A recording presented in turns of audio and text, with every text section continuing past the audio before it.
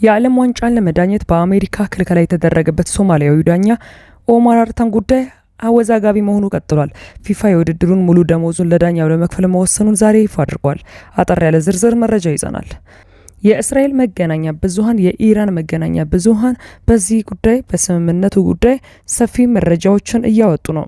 ሰላም ጤና ይስጥልኝ ክቡራን አድማጮች፣ አብራችሁን ስትቆዩ እነዚህና ሌሎች መረጃዎችን ታደምጣላችሁ። ለቻናላችን አዲስ ከሆኑ ሰብስክራይብ በማድረግ እንዲሁም ቪዲዮንም ላይክ በማድረግ ይጀምሩ። በቀጥታ ወደ ዝርዝር መረጃው። በመካከለኛው ምስራቅ ጉዳዮች የሚያተኩረውና ተነባቢ የሆነው ሚድል ኢስት ሞኒተር ኢትዮጵያ በግብጽ የቅርብ ጊዜ ድርጊቶች በእጅጉ መባሳጨቷን ገልጾ በዛሬው ዕለት ዘገባ ወጥቷል።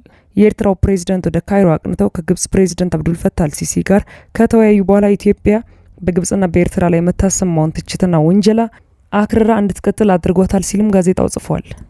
አዲስ አበባ ሁለቱን ሀገራት ቀጠናዊ መረጋጋትና አደጋ ላይ ጥሏል በሚል መክሰሷንም ዘገባው አትቷል።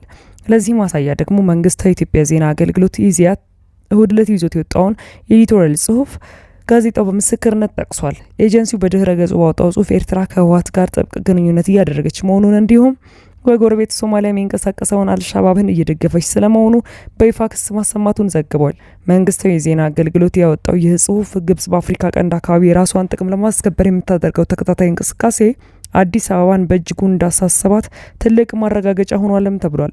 በጽሁፉ መሰረት የኢትዮጵያ መንግስት አቋም የሚያሳየው በአዲስ አበባና በካይሮ መካከል ያለውን ውዝግብ አሁን ላይ በታላቁ ህዳሴ ግድብ ጉዳይ ላይ ብቻ የተገደበ ሳይሆን ሰፊ ወደሆነ ጂኦፖለቲካዊ ፉክክርና ፍትጊያ ውስጥ መግባቱን ነው።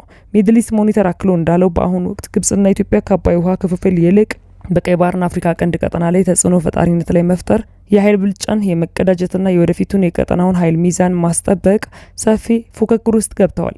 ግብጽ በተለይ በወታደራዊ በዲፕሎማሲያዊ እንዲሁም በደህንነት ጉዳዮች ላይ በአፍሪካ ቀንድ ካሉ ሀገራት መሪ የምታደርገውን ትብብር ማብዛቷ ይህን ትብብር በሱዳን በኤርትራና በሶማሊያ ያጠነጠነ መሆኑ አዲስ አበባን ያስቆጣ ድርጊት ሆናልን ብለዋል። ኢትዮጵያ የግብጽን ተግባር በምስጢር ወይንም ከጀርባ አዲስ አበባን ባህር በር ወይንም አክሰስ ማሳጣትና ፍላጎቷን ጠልፋ መጣል ስትራቴጂ አድርጋ የምትመለከት ሲሆን ኤርትራ በበኩሏ የወረራ ጥቃት ይሰነዘርብኛል በሚል ስጋት 4 ኪሎን ትከሳለች ሲልም ዘገባው በጥልቀት አስፍሯል። ይህ በእንዲህ እንዳለ የዓለም ዋንጫን ለመዳኘት በአሜሪካ ክልከላ የተደረገበት ሶማሊያዊ ዳኛ ኦማር አርታን ጉዳይ አወዛጋቢ መሆኑ ቀጥሏል።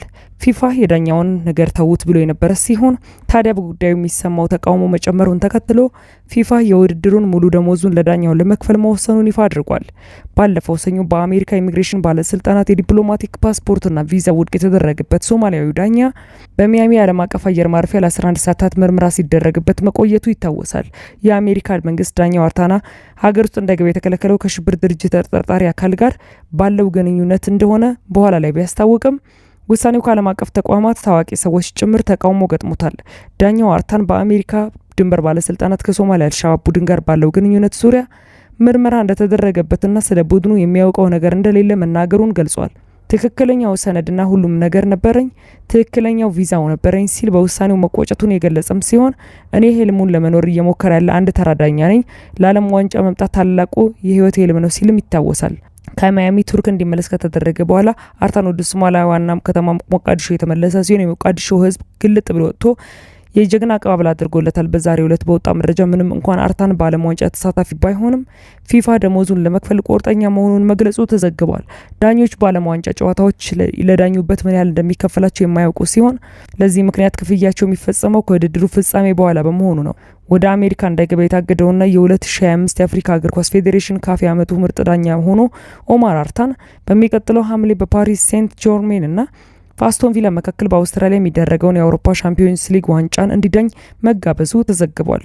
በሞቃዲሾ የጀግና አቀባበል የተደረገለት የ34 ዓመቱ ዳኛ በአካባቢው በተደረገው ንግግር ሀገሩና ህዝቦቹን አመስግኖ የ2030 ዓለም ዋንጫ ለመዳኘት ቃል ገብቷል። ይህ በእንዲህ እንዳለ የኔታንያሁ የምርጫ ቅስቀሳ ቡድን ቀደም ሲል ከትራምፕ ጋር በጋራ ለመስራት አቅዶት የነበረውን በጋራ እንበረታለን ስትሮንግ ቱጌዘር የሚል መፈክር ሙሉ በሙሉ ለመቀየር ተገዷል። ምክንያቱም ትራምፕ አሁን ላይ በእስራኤል ህዝብ ዘንድ ያላቸው ተቀባይነት ክፉኛ ስለወረደ ነውም ብሎታል። ኔታንያሁ የራሳቸው የፖለቲካ ህልውናን ለመጠበቅ ሲሉ ከትራምፕ ጋር ያላቸውን ግንኙነት በአደባባይ ላለማበላሸት ጥረት ቢያደርጉም የኔታንያሁ ቀኝ ዘመም የጥምረትን አጋሮች የሆኑት የፋይናንስ ሚኒስትሩ ቢዛሌል ስሞትሪች እንደዚሁም የሀገር ውስጥ ደህንነት ሚኒስትሩ ኢታማር ቤንግቪር ይህን ስምምነት እጅግ አደገኛና እስራኤልን የማይወክል የውርደት ውል ሲሉም በተደጋጋሚ ጠርተውታል። የእስራኤል ተቃዋሚ መሪዎችና የወደፊት የጠቅላይ ሚኒስትር እጩ የሆኑት የቀድሞ ጠቅላይ ሚኒስትር ናፍታሊ ቤኔትና የቀድሞ የጦር አዛዥ ጋዲ አይዘንኮት ኔታንያሁን ክፉኛ አጥቅተዋቸዋል። አይዘንኮት የኔታንያሁን ንግግር ፍጹም ቅዠትና የስትራቴጂክ ማጣት ውጤት መሆኑንም ገልጸዋል።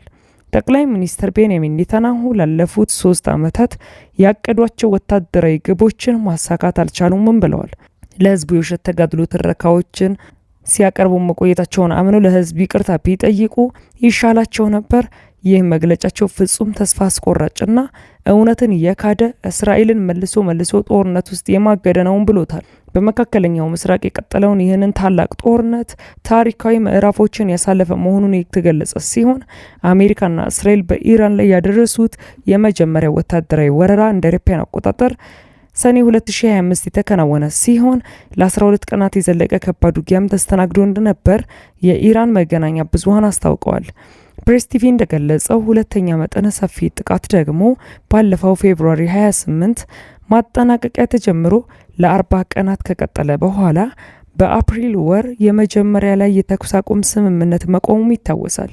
በእነዚህ ሁለቱም አስከፊ ጦርነቶች ውስጥ የኢራን ኃይሎች ያሳዩትን ተጋድሎ አወድሶ ዘገባውን የቀጠለው ፕሬስ ቲቪ ስትራቴጂካዊውን የሆርሙዝ ወሽመጥን ሙሉ በሙሉ በኢራን ቁጥጥር ስር እንዲገባ ያደረገ ታላቅ ጦርነት ብሎታል። አሜሪካና እስራኤል አሁን ላይ ይህን የተኩስ አቁም ስምምነት እንዲቀበሉ ያስገደደው ዋነኛው ስልታዊ ምክንያት መሆኑን የደህንነት ባለሙያዎች እንደሚናገሩ ፕሬስ ቲቪ ጽፏል። የፖለቲካ አማካሪ የሆኑት ናዳው ለሲኤንኤን ዜና ወኪል እንደነገሩት ምንም እንኳን በአሁኑ ወቅት በትራምፕና በኔታንያሁ መካከል ሰፊ የሆነ ልዩነት ቢፈጠርም ግንኙነታቸው ግን ሙሉ በሙሉ ያበቃለታል ማለት ላይሆን ይችላልም ብለዋል። በቀጣዮቹ 60 ቀናት በሚደረገው የኒውክሌር ድርድር ላይ እስራኤል የራሷን ፍላጎት ለማስረጽ የምትሞክር ሊሆን ይችላል። ኔታንያሁ አሁንም ቢሆን ሻማው በበራበትና መስኮቱ ክፍት በሆነበት በዚህ ሰዓት በጭስ ማውጫው በኩልም ቢሆን ገብተው የትራምፕን አቋም ለመቀየር የምስጢር ጥረቶችን ማድረጋቸውን አይተውምም ብሏል። ይህ በእንዲህ እንዳለ የአሜሪካና እስራኤል የኢራንን ከፍተኛ ባለስልጣናትና ወታደራዊ ተቋማትን ኢላማ በማድረግ በኢራን ውስጥ የጀመሩትና ለአንድ ሳምንት ይቆያል በማለት ትራምፕ ተናግረውለት የነበረው ጦርነት ሳይታሰብ ለወራት በመራዘሙ አሜሪካ ላይ ከባድ የሆነ የገንዘብ ኪሳራ እንዳስከተለ ቁጥራዊ መረጃዎች አመላክተዋል። ይፋዊ መረጃዎች እስካሁን የወጡት እንደሚያመላክቱት አሜሪካ በቀጥታ ወታደራዊ እንቅስቃሴዋ ብቻ በየወሩ ከ6 እስከ 8 ቢሊዮን የአሜሪካን ዶላር በአማካይ 6.8 ቢሊዮን ዶላር ስታወጣ የቆየች ቢሆንም ጦርነቱ በበረታበት ወቅት ደግሞ ግምታዊ ወጪዋ እስከ 2 ቢሊዮን የአሜሪካን ዶላር በየዕለቱ ይደርስ ነበር። ለዚህ ከፍተኛ ወጪ መናር ዋነኛው ምክንያት እንደ ቶማሃውክ ያሉ እያንዳንዳቸው 2.5 ሚሊዮን ዶላር የሚያወጡ ዘመናዊ ሚሳኤሎችን ለመተካት የተደረገው ጥረት ሲሆን የወደሙ አውሮፕላኖችና የጦር ሰፈሮች ጉዳት ሲደመርም አጠቃላይ ወታደራዊ ወጪዋ ከ50 ቢሊዮን የአሜሪካን ዶላር በላይ ሆኗል። ከወታደራዊ ወጪ ባሻገር ጦርነቱ በአሜሪካ ሰፊ ኢኮኖሚያዊና በዜጎች የዕለት ተዕለት ህይወት ላይ የሚያስከተለው ዳፋ እጅግ የበረታና ኢራን ውስጥ ቁልፍ የንግድ መስመር ሆኖ የሆርሙዝ ወሽመጥን በመዝጋቷ ምክንያት በአሜሪካ ውስጥ የነዳጅ ወጪን በአማካይ የ40% ጭማሪ ያሳየ መሆኑም ነው። ክቡራን አድማጮች ለሳቱ ያጠናቀርኩላችሁ መረጃ ይህን ይመስል ነበር። ከጥቂት ሰዓታት በኋላ በሌሎች መደመጥ ካለባቸው መረጃዎች ጋር የመመለስ ይሆናል። መልካም ቆይታ።